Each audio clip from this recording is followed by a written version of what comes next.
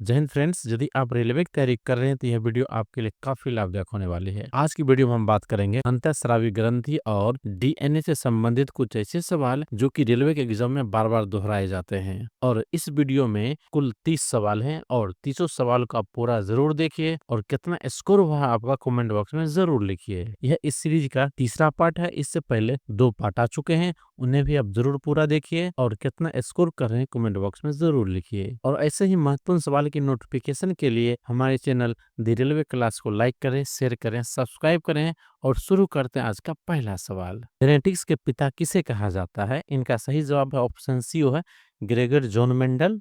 इसने जेनेटिक्स के बारे में जानकारी के लिए मटर पर प्रयोग किया और यहाँ से इसने जेनेटिक्स के बारे में काफी जानकारी प्राप्त की।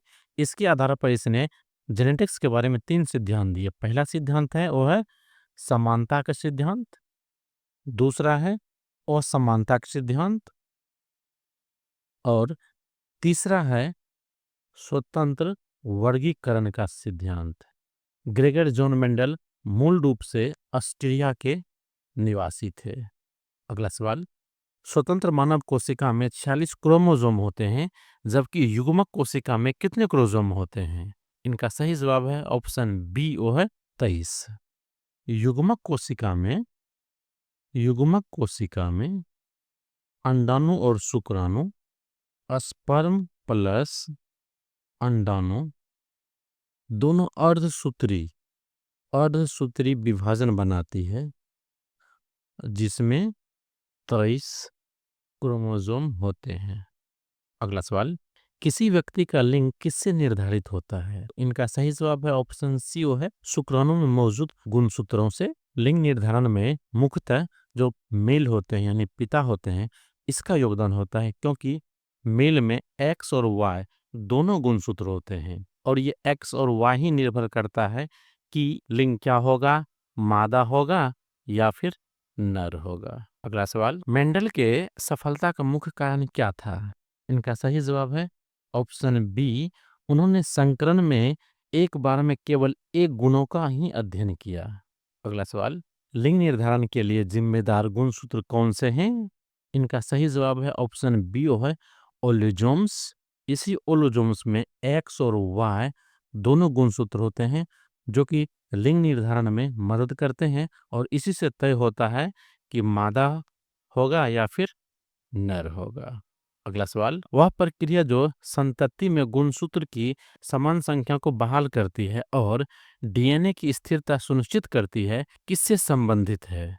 इनका सही जवाब है ऑप्शन बी है मंडल के प्रयोग के परिणाम। युग्मक के संयोजन से ही गुणसूत्र बहाल होते हैं और इसी से जो गुण होते हैं एक वंश से दूसरे वंश में पहुंच जाते हैं। अगला सवाल। मेंडल ने अपने प्रयोग के लिए किस पौधे का उपयोग किया था? इनका सही जवाब ऑप्शन सी है मटर का। अगला सवाल। संतति में एक गुण के उत्तराधिकारी को नियंत्रित करने वाले अणु कौन सा है? इनका सही जवाब है ऑप्शन सी है माता पिता का डीएनए। अगला सवाल। मंडल के संकरण में एक शुद्ध लंबा पौधा जिसे बड़ी वाली डबल टी से लिखते हैं, एक बौना पौधा जिसे छोटी वाली डबल टी से लिखते हैं, के साथ संकरण किया गया तो एफटीपीडी में आनुवंशिक अनुपात क्या होगी? जैसे यह एक लंबा पौधा है और यह एक छोटा पौधा है, इसने क्या किया, दोनों का आपस में मिला दिया। इसमें जो ये पौधे बनेंगे, इसकी जो F2PD है उसमें आनुवंशिक गुणों का अनुपात क्या होगा? तो इनका सही जवाब है ऑप्शन सी वह 3:1 होगा। इसमें संभावना रहेगी कि जो लंबे वाले हैं ये 3 निकलेंगे और जो छोटे वाले हैं ये 1 निकलेंगे। अगला सवाल। वह पहले व्यक्ति कौन थे जिन्होंने विज्ञान और गणित को संयोजित कर पौधे की संख्यात्मक गणना की थी? इनका सही जवाब है ऑप्शन ए वो है मेंडल। अगला सवाल। जजू जीन प्रारूप वाले युग्मकों के बनने की प्रतिशतता क्या होगी? इनका सही जवाब है ऑप्शन डी वो है 25%। अगला सवाल। मनुष्यों में कितने जोड़े लिंग गुणसूत्र होते हैं? इनका सही जवाब है ऑप्शन ए वो है 1 जोड़े।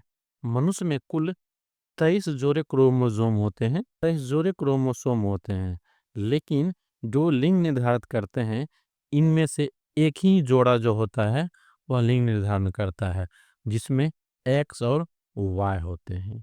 अगला सवाल, मेंडल के अनुसार लंबाई को प्रमुख गुण क्यों कहा गया है? इनका सही जवाब है ऑप्शन डी, वो है यह बोने पर प्रभावी होता है। अगला सवाल, मनुष्यों में संतति का लिंग किससे निर्धारित होता है? इनका सही जवाब है ऑप्शन बी, वो है पिता से, क्योंकि जो पितामह है एक्स और वाई दोनों होते हैं और स्त्री में केवल एक्स होते हैं, और यदि एक्स एक्स मिल गया तो फिर वो फीमेल का जन्म होगा, और यदि एक्स वाई मिल गया फिर वह मेल का जन्म होगा। अगला सवाल, मानव पुरुषों में कौन सा लिंग गुणसूत्र होते हैं? इनका सही जवाब है ऑप्शन बी, वो है एक्स और वाई, जिसके जरिए लिंग का निर्धारण होता है कि मादा होगा या फिर नर का जन्म होगा। अगला सवाल, मेंडल के नियम की सफलता का एक कारण क्या था? इनका सही जवाब है ऑप्शन बी, उन्होंने संख्यात्मक गणना की। अगला सवाल, यदि मेंडल ने F2 पीढ़ी का अध्ययन नहीं किया होता तो क्या होता? इनका सही जवाब है ऑप्शन ए, अवरोध गुणों का पता नहीं चलता। F2 पीढ़ी में एक लंबे और एक बौने का संयोग किया जाता है, जिसका परिणाम 3:1 में मिलता है। इसके जरिए 3 लंबे पैदा हो सकते हैं और एक बौने पैदा हो सकते हैं। ये जो बौने वाले अवगुण हैं वह पता नहीं चलता। अगला सवाल, एक मानव में कितने जोड़े अलैंगिक गुणसूत्र होते हैं? तो इनका सही जवाब है ऑप्शन सी, वो है 22। मानव में कुल 23 जोड़े गुणसूत्र होते हैं, जिसमें एक जोड़े जो होते हैं वही लिंग का निर्धारण करते हैं कि मेल होगा कि फीमेल होगा, और ये जो 22 बचे हैं बाकी यह सपोर्टिंग में होते हैं, यह लिंग निर्धारण नहीं करते हैं। अगला सवाल, एक सामान्य मानव में कितने लिंग गुणसूत्र होते हैं? तो इनका सही जवाब है ऑप्शन बी, वह 2 होते हैं, जिसमें एक एक्स और वाई होते हैं। बाद बाकी 23 होते हैं, जिसमें कि 22 सपोर्टिंग होते हैं, और ये जो एक बचे हैं यही लिंग निर्धारण करते हैं मेल या फीमेल। अगला सवाल, लड़की के जन्म के लिए जिम्मेदार गुणसूत्र कौन से हैं? इनका सही जवाब है ऑप्शन सी, वह है एक्स एक्स। जो नर में गुणसूत्र होते हैं वह एक्स और वाई दोनों होते हैं, और जो मादा में गुणसूत्र होती है सिर्फ एक्स होते हैं, और जब एक्स एक्स मिल जाते हैं फिर वहाँ लड़की का जन्म होता है, और यदि एक्स और वाई दोनों मिल जाएंगे तो क्या होगा? लड़का का जन्म होगा। अगला सवाल, यह दृष्टिकोण की अधिक दूर वाले रिश्तेदार के गुणसूत्र में अधिक अंतर होंगे किस पर आधारित है? इनका सही जवाब है ऑप्शन बी, वो है आणविक फेल्यूजेनी पे। अगला सवाल, यौन प्रजनन में माता पिता अपने जीन का कितना योगदान देते हैं? इनका सही जवाब है ऑप्शन बी, वो है आधा आधा। बच्चे के प्रजनन में 50% जो जीन का योगदान होता है माता का होता है, और 50% योगदान पिता का होता है। अगला सवाल, बच्चे का लिंग किससे निर्धारित होता है? इनका सही जवाब है ऑप्शन बी, वो है पिता से, क्योंकि पिता के ही गुणसूत्र में एक्स और वाई दोनों होते हैं।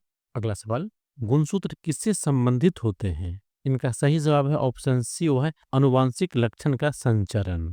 गुणसूत्र ही डीएनए का वाहक होता है, जिससे कि वंश दर वंश जो गुण का आदान प्रदान होता है वह गुणसूत्र ही डीएनए के जरिए करता है। अगला सवाल, गुणसूत्र में वह बिंदु क्या कहलाता है जहां क्रोमेटिड जुड़ते हैं? इनका सही जवाब है ऑप्शन ए, सेंट्रोमियर। अगला सवाल, यदि पौधे का समरूप जीनोटाइप है TTG तो फेनोटाइप क्या होगा? इनका सही जवाब है ऑप्शन सी, वो है बौना और गोल होगा। यहाँ जो छोटी वाली T है यह बौना है, और ये जो G है यह गोला है, और इसका परिणाम सब होगा बौना और गोला। अगला सवाल, वंशानुगत गुणों के जीन समूह को क्या कहा जाता है? इनका सही जवाब है ऑप्शन बी, वो है समजात। समजात जीन वो होते हैं जो कि एक ही लक्षण के लिए उत्तरदायी होते हैं और एक ही जगह स्थिर रहते हैं। अगला सवाल, यौन प्रजनन में विपरीत लिंग की आवश्यकता क्यों होती है? इनका सही जवाब है ऑप्शन सी, युग्मक बनाने के लिए। इसी युग्मक के जरिए अंडाणु और स्पर्म मिलते हैं, और जिससे प्रजनन की प्रक्रिया चालू होती है। अगला सवाल, एक मनुष्य मानव अपना एक्स गुणसूत्र किससे प्राप्त करता है? इनका सही जवाब है ऑप्शन ए, वो है माता से, क्योंकि फीमेल में एक्स गुणसूत्र होते हैं ओनली, और जो मेल होते हैं उसमें एक्स और वाई गुणसूत्र दोनों होते हैं। इसीलिए जो एक्स गुणसूत्र होते हैं वह मानव कहाँ से प्राप्त करते हैं? माता से। अगला सवाल, किसी प्रजाति में उत्परिवर्तन क्या कर सकता है?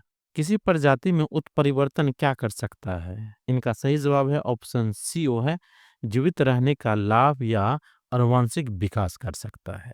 ऐसे ही इंपॉर्टेंट वीडियो हम आपके लिए रोज ला रहे हैं, और इसकी नोटिफिकेशन आप तक पहुंचती रहे, इसके लिए हमारे चैनल को लाइक करें, शेयर करें, सब्सक्राइब करें।